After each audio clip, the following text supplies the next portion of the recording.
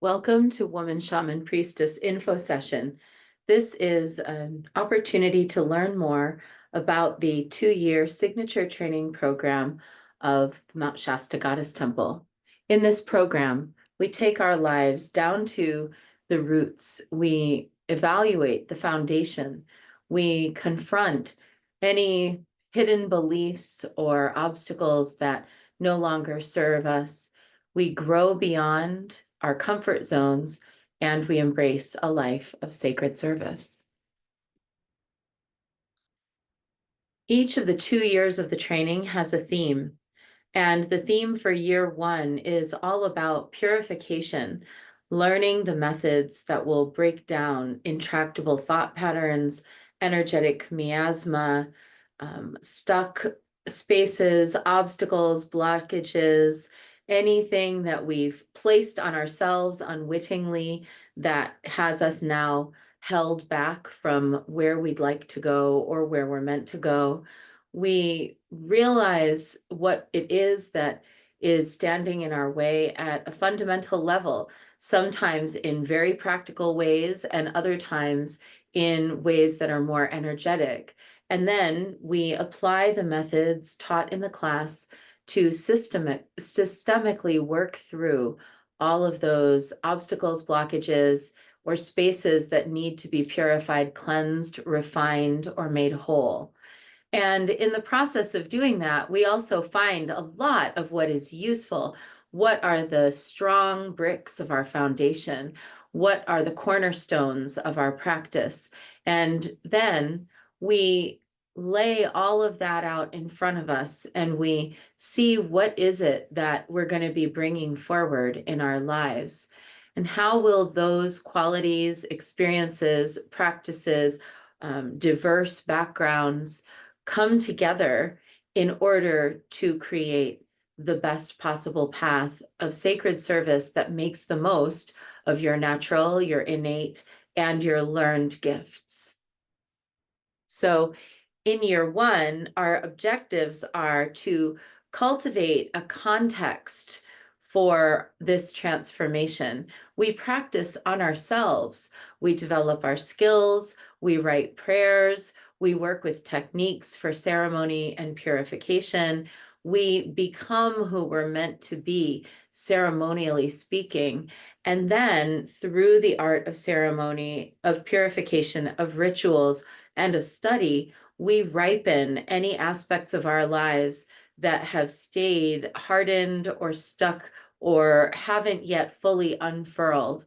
And as we practice on ourselves and we start to dislodge the things that are stuck, the things that are not helpful to us, once we've started to allow ourselves fluidity and flexibility of mind, then we're ready to turn and apply some of those same techniques in service to others. And the first year of our work is really on creating a safe, secure foundation for what you want to develop in your life, personally and in terms of your sacred work over the next decade or more. The work that we do in this class in year 1 takes us down and helps us investigate any cracks, leaks, or weak spots in our foundation. And each of us has some of these. And as we go through our project of year 1, I go through it with you as your instructor, and I will share with you transparently about what I'm working on, and we'll share together about what we're working on as a way of creating trajectories of support, mostly support, and also accountability. After our first year of Woman Shaman Priestess, we go into the second year, which is called Flight of the Sky Dancer. And in this year, we are now gathering all of the building materials we're going to need for the mandala of goddess that we will be serving as priestesses. We are figuring out what are the practices that I still want to learn. What are the things I'm bringing with me that I already know? What are the things that I am allowing space for that I don't yet know that I don't know? And through creating a harmonious, fluid, flowing paradigm that allows for endless iteration and growth, we develop a very unique path of service that is coherent and allows us to bring forward all the parts of ourselves that are already strong and ready to do the work, as well as leaving room for an ongoing process of being and becoming. So our objectives in the second year are to develop this unique path of sacred service that is for you and only you. And we do this through a combination of approaches. Of course, you're going to have ideas and thoughts and dreams about what it is that you'd like to do. At the same time, to be a priestess is to serve the mystery. And so when we allow messages to come through in signs and symbols, in direct requests from members of our community, in conversations with those we love, then we're also receiving the vision of what we're going to become. And in the past 8 years of offering this training and putting myself through these paces again and again, based on an earlier 10 years trajectory of study with other teachers, I feel really confident to say this path changes your life. You build and commit to a personal devotional calendar that is relevant to you, and it moves the wheel of your life. You begin to move with the wheel rather than feeling like you're being alternately exalted by it and run over by it. You'll also be making specific dedications to those who partner with you in your life and your work, ancestors, guardians, goddesses, and allies. We'll be studying mythology. We'll be studying stones and animals, birds, herbs, trees, archetypes. We'll be working through a lot of the familiar correspondences that maybe you've seen in other venues or in other classes, read about in books, but we're going to be doing it in a very unique way where we are creating our own understanding of each of those meanings and where our personal life experience becomes the most profound of our teachers. There are a few aspects each month that are required in this course. First, you'll be receiving 3 written class lessons every month, and there will be assignments. The assignments will range from the behavioral to the ceremonial. I might ask you to take a day of an experimentation working with silence. On another day, I might invite you to sit and burn a smoke offering or light a candle or say a particular prayer. You have a lot of freedom to do what you're supposed to do. In fact, you're encouraged to take what I give you and run with it so that it becomes deeply personal and relevant to you. You'll also receive a monthly PDF, our Goddesses and Guides pages. These pages are lessons about the goddesses and ancestresses and allies of the Mt Shasta Goddess Temple. In effect, you'll be studying my mandala of goddesses and allies when you read through these Goddesses and Guides pages. And this, again, isn't because I want you to necessarily copy what I'm doing or feel like you have to do what I'm doing, but rather it's because I want to show you why I think what I think and why I do what I do. And that way you can understand where I've placed my priorities and you can see where you might want to place your own. And by cooperative learning, we get a chance to reflect back to each other where we are in our path and our growth. We have a monthly group video class, and in the beginning, there will be a lot of lecture in those classes, and throughout, there will be periods of lecture as well as times when we'll have some discussion. Unlike many goddess-focused training programs, I don't ask for or expect anyone to become immediately emotionally intimate with each other. We don't have to talk about or reveal all of the big things that we're carrying, our life stories, our traumas, our feelings of challenge, or the things that we want to work on. Rather, I actually ask us to come into this training very mindful that what we're here to do is to build trust slowly over time with genuine, compassionate action. And if you're not able to come to the live video class, which takes place on second Sundays at 10 a.m., then you're instead going to be able to watch it on recording. The recordings will be sent out after each class. You'll also have a monthly one-on-one session with me. It's included in your tuition, and you'll be given a code so that you can book a monthly session with me. I will help you by bringing my laser beam to whatever it is that you want to talk about. So if you, for example, say to me, oh, I have this, thing that's come up and I want to know more about this or this symbol, or I'm curious what you know about XYZ, or I'm feeling a little bit stuck in this or that. This is a great time for us to work together, to strategize, for me to offer suggestions or feedback, sometimes only even to tell you what it is that I see, because fundamentally, each of us is a religion of one. You report to yourself. You are the one that you have to wake up with in the morning. So for you to have answers that feel vital, alive, and relevant to you is my main objective. And so in our one-on-ones, we'll work to get to that place. There's also temple activities that are recommended if you'd like to study with me. These are all to enrich your experience. I offer daily devotions for free online where we meditate with Guan Yin. I do full and new moon ceremonies within the temple. There's the temple's annual Cosmogenetrix retreat in the spring and also in the fall, starting in 2025. We have the Matergenesis retreat, which is all about women's bloodline mysteries, and there's other temple activities. You're welcome to all of it. You'll hear about all of it as you go along, and the amount of participation is entirely up to you. I do recommend that you drop in on a few of these offerings over the course of the 2 years so that you can get a connection and a sense of what's happening in the temple. And if these activities nourish your soul, you're welcome to come to any and all of it. A lot of times when we're going through periods of change or challenge, we might find that we enjoy going into a space that someone else is holding. So these recommended activities will provide you with safe, sacred spaces to explore the edges of whatever it is that you're working on.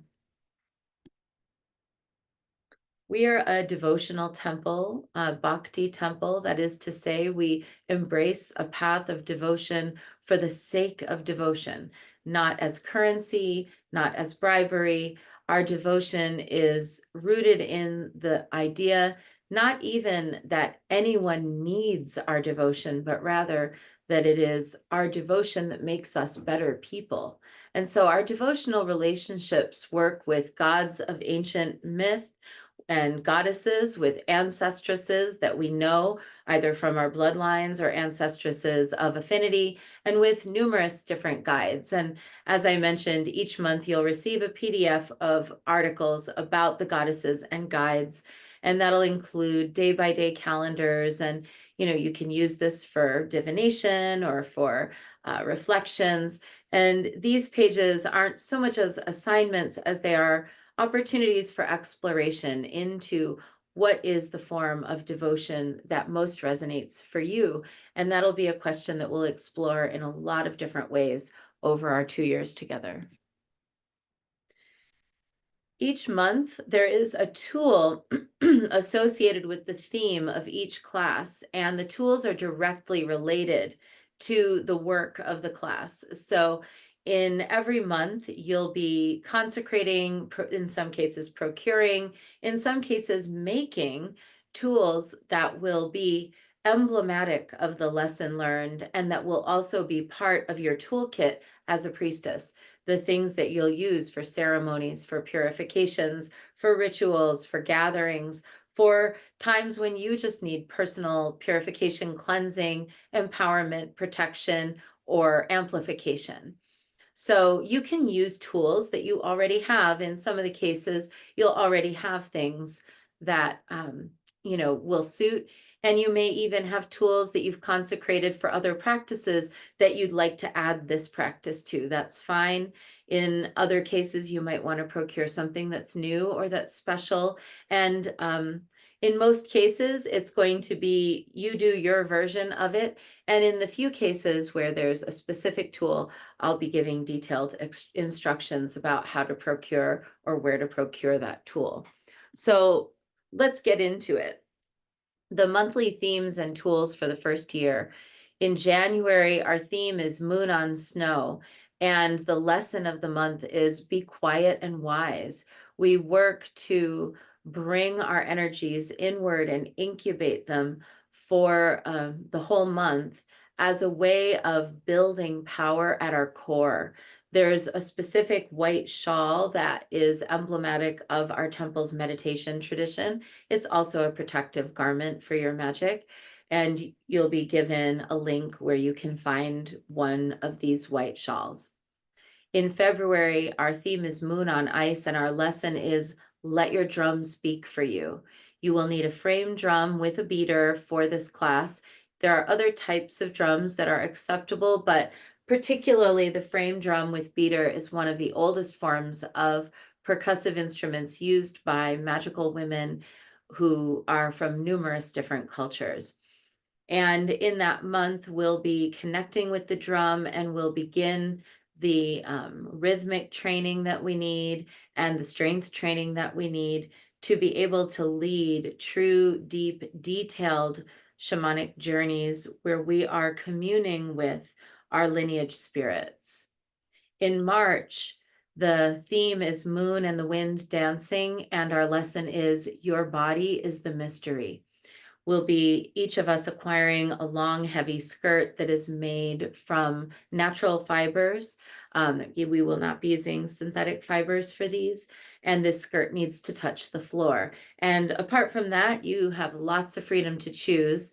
And this is as part of a training around what we allow close to our bodies. So even if you're not someone who generally wears skirts, that's fine. Nobody's asking you to wear a skirt all the time, but this is a special ceremonial skirt with a host of teachings around the skirt that go back for thousands of years and will bring into focus certain aspects of why this garment is important in our power. In April, our theme is Moon over the Meadow, and the lesson is Listen to the Voices in the Grass. And you'll need a rattle, and this month will focus on communication with the spirits of nature, the spirits of place, cultivating the capacity to listen for the subtle voices. In May, our theme is Moon on Fire, and the lesson is Raise Your Breasts to the Sun, which is in correlation to practices of priestesses in Nigeria and Yoruba land who are devoted to the Orisha Shango, and they lift their breasts to the sun as part of their devotions. And this is an homage as we study the numerous different ways in which the female body is utilized by priestesses worldwide over time as a vessel of reverence and devotion. There's a particular tool for that month, a mirror that is common to numerous different of the traditions that I belong to. And a metal mirror is ubiquitous to priestesshood the world over, and we'll study a lot about this deep symbol and the many, many different places where it's been found as a symbol of protection and of empowerment. In June, our theme is Moon and Smoke Offerings, and the lesson is Whisper to the Sky, working with burnt offerings in a respectful way as a vehicle to share your prayers with the spirits that guide you in your work. And your tool for this month will be a burning pot. It can be metal or it can be clay. It's got to be a pot in which you can burn things to ash. And this serves as a vessel for transformation. In July, our theme is Moon over Hot Stones, and the lesson is On Holy Ground.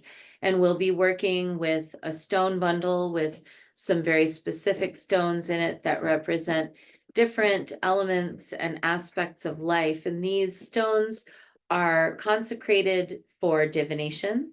They're consecrated for laying on of stones and healing. They're consecrated for grid work. They're consecrated for carrying them around the planet and taking them places for ceremony. There's a lot of different uses for your stone bundle, and so further instructions will be given. In August, our month of Moon on Water, our lesson is Reflections on the Path. And the tool that we work with is the earthenware vessel. It can be clay, it can be a shell, it can be metal, but it has to have originated in the earth. And in this vessel, we make offerings, but we also brew our dreams, our goals, our visions, our actual potions. This is going to be a vessel that will be used for the concoction of what it is that we're bringing into the world. In September, our theme is Moon and Trees, and our lesson is Lineage of Light. We, in this month, are beginning the process of honoring the lineages that have contributed to our well-being. And we'll have 2 arrows as part of our practice, one that will be kept and one that will be remade and let go again and again. And further instructions will be given. In October, the month of Moon and Rain, our lesson is Memory and Grace. We will be constructing a personal apron in honor of our ancestral lineage. And there, again, are numerous ways that this can be done, but the apron made of string goes back to Neolithic times. We have evidence of string and small pieces of cloth worn in an apron-like fashion for millennia. It's important for us to contemplate the connection that the apron has, taking us back to the first mother. And so that is what we'll work with in the ancestral month of October.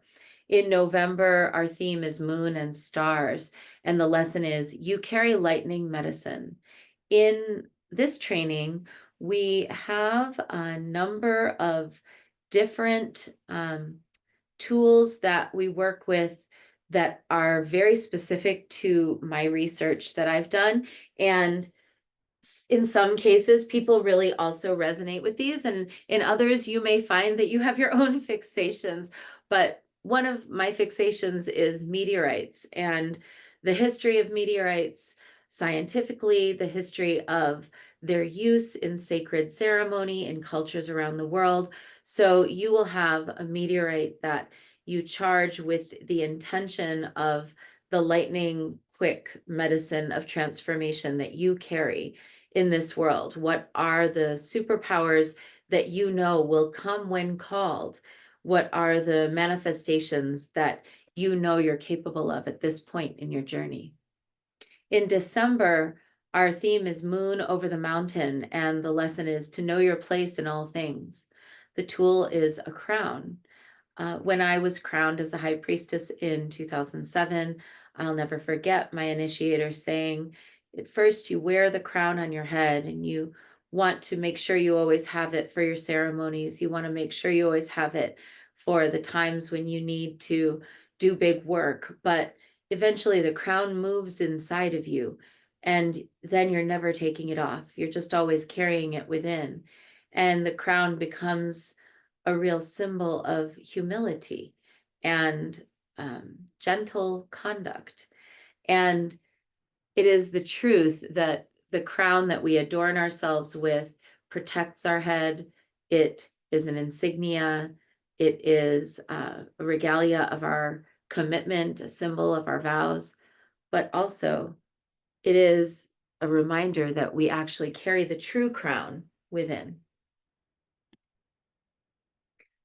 You'll have one-on-ones with me every month as part of this training. We'll do a 30-minute-ish meeting. Sometimes they go a little bit over. And this is a time to talk about personal growth, to get clarity, deeper understanding of the material. This is where you bring whatever it is you're working on. And to be honest, with me, it's actually nothing that you have to say is going to shock me. Nothing that you have to say is likely to make me upset or unhappy. Realistically, I'm here to help you. I want to problem solve with you. I want to show you what I see. I'm going to investigate some of the things you present to me. Together, we're going to interrogate some of the ideas that maybe you're carrying in your life that don't fit where you're going. We're going to conjure wisdom, compassion, and skillfulness and ask them to be part of your forthcoming path. This is a time for us to really just get into the deep parts of the work that you're doing and how it is that your life is changing, because your life will change as a result of the work. The inner work always yields changes in the outer world. To priestess is a verb. Being a priestess is not a title. We all of us have our work to do in the world, our commitments to fulfill, children to raise, parents to care for, doctor's appointments to plan, jobs to go to, bills to pay. We also have honoring of our ancestors, appreciation for nature, reverence for what is holy. This program is meant to integrate your personal and your spiritual life seamlessly so that your life is one long moving act of prayer. And it doesn't matter if you fall out of alignment, it's about coming back. To be a priestess, to priestess is a verb. You can priestess everywhere. You can priestess anywhere. In fact, you'll start to notice that people are asking you for advice or help or guidance, or that the people that you already help and support are doing better as a result of your priestessing. And so if you spend an hour to 2 hours a week on your priestessing on this path, you'll actually have great results. And if you dedicate a little more time, more like 3 or 4 hours a week to this path, you will experience a significant amount of transformation that will ultimately land you on the path of sacred service that is your highest benefit and the highest benefit of all beings. And I wanted to share a little bit more about this because I think sometimes we feel like priestessing is different than our daily lives. So you're not thinking of yourself as priestessing when you're making dinner, or you're not thinking of yourself as priestessing when you're taking your car to get the tires rotated. When I first moved to Mount Shasta, I used to work in a hotel and I was a cleaner in the rooms. And one of the things that I noticed when I first went to work at this hotel is that they didn't have great reviews online. The reviews weren't terrible, but they weren't great. They were a little bit middle and sometimes a little down. And so I set about a plan for myself that I was going to do my best to transform the energy of the place through being a priestess in my cleaning. So when I was cleaning off the mirror, I would be chanting, I would be singing. When I was changing the sheets, I would put the pillowcases on and I would envision people laying their heads to rest on those pillows and feeling safe and happy, secure, and opening up to wonderful dreams and having the spiritual experience of Mount Shasta that it's known for. And I would smooth the sheets and blankets, and I would say to the bed, all right, by the power of the smoothing of these sheets and blankets, may everyone who comes in here have a wonderful, smooth, safe journey. And I would vacuum and I would clean up the detritus, and I would be like, they're leaving behind what doesn't serve them. And over the few months that I worked there, because I didn't work there for too long before I was enmeshed in doing my own business again, but I had this sort of little period of time of a couple months where I was doing this, and I was watching that I was getting promotion after promotion after promotion. My bosses were really happy with my work. I also noticed that the reviews were getting better and better and better. We were having more and more sold out nights. I don't think I was the only reason for the transformation of that space, but I think I did my part to priestess that space while I was there. And I hope and I believe that it had positive effect. So priestessing is what we bring to everything that we do. What makes you a priestess is how you do things. We exist within the shimmering, rippling landscape of appearances. The world is always trying to communicate with us in various ways to let us know what the signs are, what should we pay attention to, what needs our help, where should we direct our, next moves. And during this course of the year, the universe will communicate with you in signs and symbols and in transformations that begin to happen in your daily life. And this can mean all kinds of different things. I've had women start this program and move, and not only move house, but move state, and not only move state, but sometimes move countries. There have been three women who have come through this program who have written books. There have been women who have come through this program who have made significant career changes, women who have come through this program who are called upon to be of higher and higher levels of service in their jobs or in different new layers of service in their family lives. And all of it begins to become one flowing path of transformation that is strong enough that it really changes things and is gentle enough that it doesn't drag you under the boat or across the rocks the entire way. So a good question to ask yourself is, how ready are you to change your life on a scale of 1 to 10? And these are two questions that guide me every day. Who are you today? And who do you want to become? These are questions that bring front and center my values and my commitments. So there is a select bibliography for this class. This is recommended. First amongst these is my book, Priestess Alchemy, which is coming out soon, is the culmination of 20 years of practical lessons in priestesshood.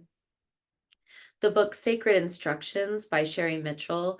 This is excuse me, a book written by a Penobscot elder who was given permission by her elders to share the information that she has been given and trusted in how to live in a sacred way.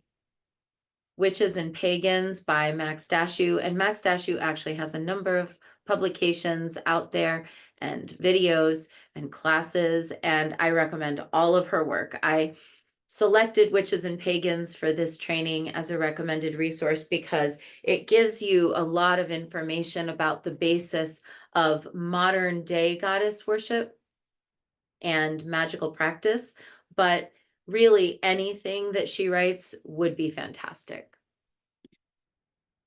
Portrait of a Priestess by Joan Breton Connolly is a study of women and ritual in ancient Greece, which traces the lineage of priestesses who served the goddesses of Greece and the Cycladic Islands. Wild Once is a memoir by Vivienne Crowley, who is a Wiccan high priestess who has been in service to the goddess for majority of her adult life. And this is an amazing memoir. She's written more than one book, but this is her most recent. And it's an incredible memoir of all of the wisdom lessons of a living, working, practicing priestess. Chosen by the Spirits is a book that bridges the Buryatian shamanic traditions of Sarangarel with the Western perspective of core shamanism. Sarangarel is now deceased, but she is one of the ancestresses whose lineage has informed this temple. And she's also got a companion volume to Chosen by the Spirits, which is called Riding Wind Horses. Both of those are very good. At if you'd like to read both, of course, you're welcome to, but at minimum, please do pick up Chosen by the Spirits and have a look. Lilith Dorsey of New Orleans has written a fantastic book called Orishas, Goddesses, and Voodoo Queens. Hers is an exploration of the African diaspora spiritual legacies and what is become the most fundamental underpinning of modern day American magic, which is hoodoo. And so we get to trace back through the work of Lilith Dorsey all of these different narratives, myths, traditions, things that people today might consider superstitions, as a way of understanding the profound legacy of the African diaspora on the Western world.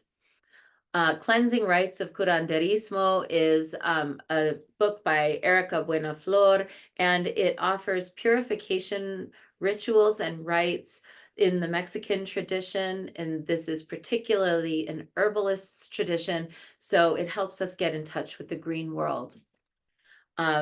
Roshi Joan Halifax, a Zen monk, has written this book, The Fruitful Darkness, which is a cross-cultural examination of shadow work. And to me, to date, it is the best book on shadow work that I've read, in part because it gives the space for empowered surrender, that rather than fighting, dominating, or overcoming the shadow, we're seeking to befriend and integrate its powers and ameliorate whatever conditions gave rise to that shadow. A very potent book by Roshi. Nicholas Breeze Wood, the editor of The Shaman's Hoop, or the Sacred Hoop publication, has written a book called Walking with the Tiger. He actually follows several of the same traditions that I've studied, and then some. He's spent his whole life in the studies of shamanism, and his book is a wealth of information. And to quickly follow that, Spirit Voices by David Shee offers perspectives on North Asian shamanic traditions. David has done extensive research and travel, and he shares so generously information about the specific tribal practices of various different groups of North Asian shamanic practitioners and peoples. And he does a really good job of making the material understandable for a modern audience. When the Drummers Were Women is Lane Redmond's book, a groundbreaking book. She wrote this book because she was trying to understand why she had been told that women were not drummers. She had gone to try to study percussion and was told that women didn't drum, and instead had to go and take a different class, but then was accepted into a frame drum class, which then opened a door for her of research and spiritual gnosis about women's inherent deep connection with drumming and percussion and the use of rhythm to create trance states. So now I will turn off the recording so that we can have a little Q&A. But just before we go, a few little notes. One is that classes will begin for this group the second Sunday in January. Classes are always second Sundays at 10 a.m. Pacific.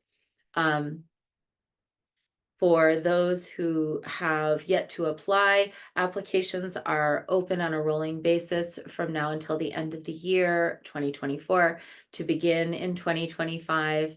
And if you send in an application, then you'll be added to the mailing list to receive all of the information about how to apply. Woman Shaman Priestess is one program of 3 that are offered by the Mt Shasta Goddess Temple. This is the signature program. This is sort of the gateway that other programs are built on. And the lexicon of your own spiritual voice and how it wants to communicate with you awaits you. Thank you so much for taking the time to watch this today, and wishing you all the best.